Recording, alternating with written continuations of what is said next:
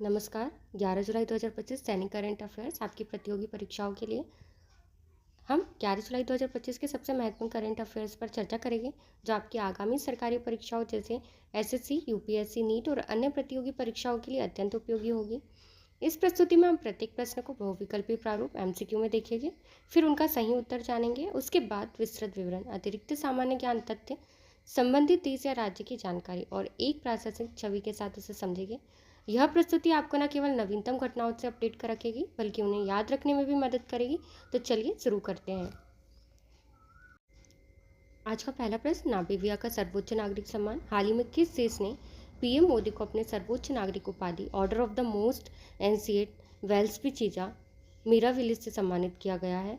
तो इसका सही उत्तर ऑप्शन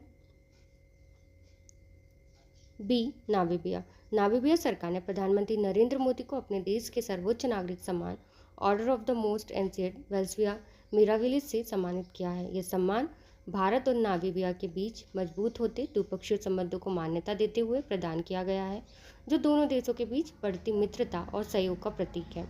यह पुरस्कार नामीबिया की अनूठी वनस्पति वेल्सपिना मिराविलिस के नाम पर है, जो उनकी दीर्घायु और लचीलेपन का प्रतीक है।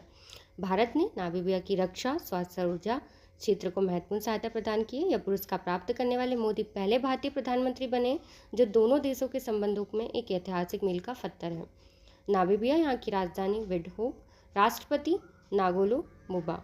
मुद्रा नामीबियन डॉलर्स। जीआई टैग से नहीं, भारत में नामीबिया के उत्पादों को कोई जीआई टैग नहीं है। अगला प्रश्न, वैश्विक ऊर्जा स्वतंत्रता दिवस 10 जुलाई को कौन सा दिवस बनाया गया है, जो वैकल्पिक और नवीनीकरणीय ऊर्जा स्रोतों के उपयोग को बढ़ावा देता है? इसका सही उत्तर, प्रत्येक वर्ष 10 जुलाई को ग्लोबल एनर्जी इंडिपेंडेंस डे बनाया जाता है। इस दिन का मुख्य उद्देश्य जीवाश्म ईंधनों पर हमारी निर्भरता को कम करना और वैकल्पिक ऊर्जा स्रोतों जैसे सौर, पवन, बायो एनर्जी के उपयोग को प्रोत्साहित करना। यह दिन ऊर्जा के स्थायी भविष्य की दिशा में वैश्विक प्रयासों को गति प्रदान करता है। यह दिवस पहली बार अमेरिका में शुरू हुआ था और अब तक एक वैश्विक आंदोलन बन चुका है। इसका उद्देश्य सौर, पवन, बायो एनर्जी जैसे नवीनीकरणीय स्रोतों को बढ़ावा देना है, जो पर्यावरण के अनुकूल है। यह दिन ऊर्जा नीति निर्माताओं और आम जनता को ऊर्जा संरक्षण और नवीनीकरणीय ऊर्जा के महत्व के बारे में जागरूकता लाने का अवसर देता है। संबंधित देश वैश्विक स्तर असर अब सभी देश। संयुक्त राष्ट्र की भूमिका, संयुक्त राष्ट्र सतत विकास लक्ष्यों एसडीजी में ऊर्जा के महत्व को रेखांकित करता है, विशेष रूप से एसडीजी 7 किफ़ायती और स्वच्छ ऊर्जा। भारत का ऊर्जा मंत्रालय नवीन एवं नवीनीकरणीय ऊर्जा मंत्रालय इस दिशा में सक्रिय रूप से कार्यरत है और विभिन्न योजनाओं और नीतियों के माध्यम से नवीनीकरणीय ऊर्जा को बढ़ावा दे रहे हैं। अगला प्रश्न, विश्व एथलेटिक्स कॉन्टिनेंटल टूर में पुरुषों की 5000 मीटर दौड़ में स्वर्ण पदक किसने जीता है? इसका सही उत्तर ऑप्शन बी, गुलवीर सिंह। गुलवीर सिंह ने विश्व एथलेटिक्स कॉन्टिनेंटल टूर में पुरुषों की 5000 मीटर दौड़ में न केवल स्वर्ण पदक जीता है, बल्कि एक नया राष्ट्रीय रिकॉर्ड भी बनाया है। यह उनकी असाधारण प्रतिभा और कड़ी मेहनत का परिणाम है, जिससे उन्हें भारतीय एथलेटिक्स के इतिहास में एक महत्वपूर्ण स्थान दिलाया है।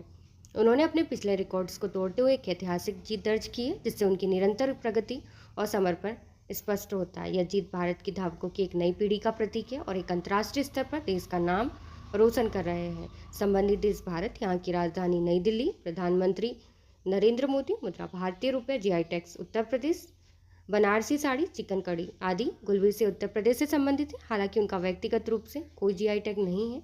यह उनके गृह राज्य की सांस्कृतिक पहचान को दर्शाता है।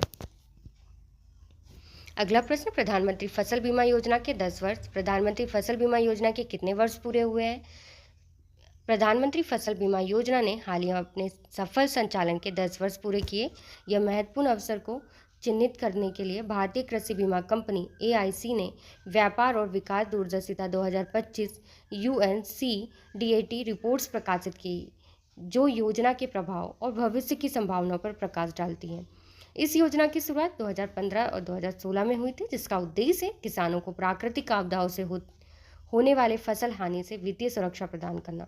यह योजना किसानों को प्राकृतिक आपदाओं जैसे सूखा, बाढ़, ओलावृष्टि आदि के कारण फसल हानि की भरपाई हेतु बीमा कवर प्रदान करती है। अब तक इस योजना से 12 करोड़ से अधिक किसानों को लाभ मिला है, जिससे उनकी आय में स्थिरता और कृषि क्षेत्र में जोखिम प्रबंधन में सुधार हुआ है।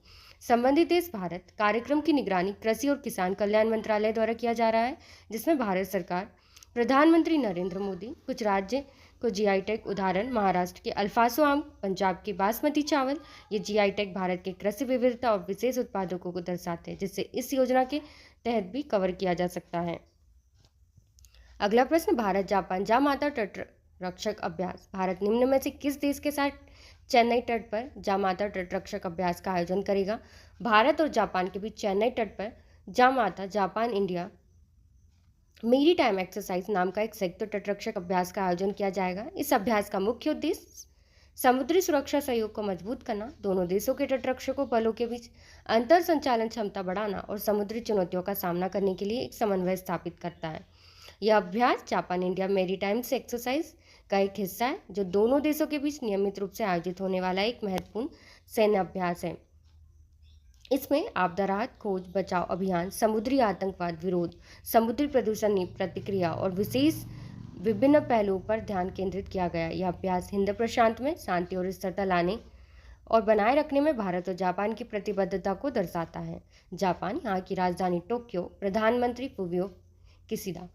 मुद्रा जापानी येन। भारत में जापानी जीआई। जापान के किसी उत्पाद का भारत में कोई विशिष्ट जीआई टैग नहीं है, लेकिन दोनों देशों के बीच व्यापार और सांस्कृतिक संबंध मजबूत है।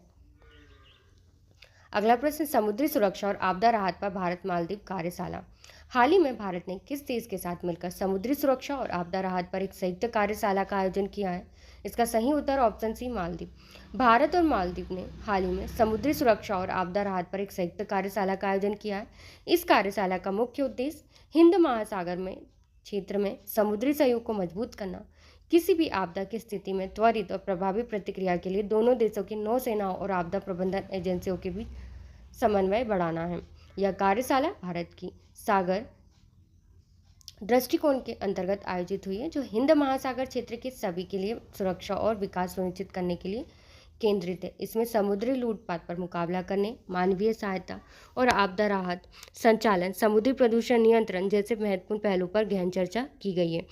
भारत IORA का एक सक्रिय सदस्य है, जिसका full form Indian ocean stream association है, जो हिंद महासागर के तटीय क्षेत्रों के बीच क्षेत्रीय सहयोग को बढ़ावा देता है। मालदीव, यहाँ की राजधानी माले, राष्ट्रपति मोहम्मद मुर्सी। मुद्रा मालदीवियन रुपया। भारत में से सहयोग। भारत ने मालदीव का ऑपरेशन के तहत सहायता प्रदान करी है, जिसमें तटीय निगरानी रडार सिस्टम स्थापित करने में मदद की, जो समुद्री सुरक्षा में योगदान देता है।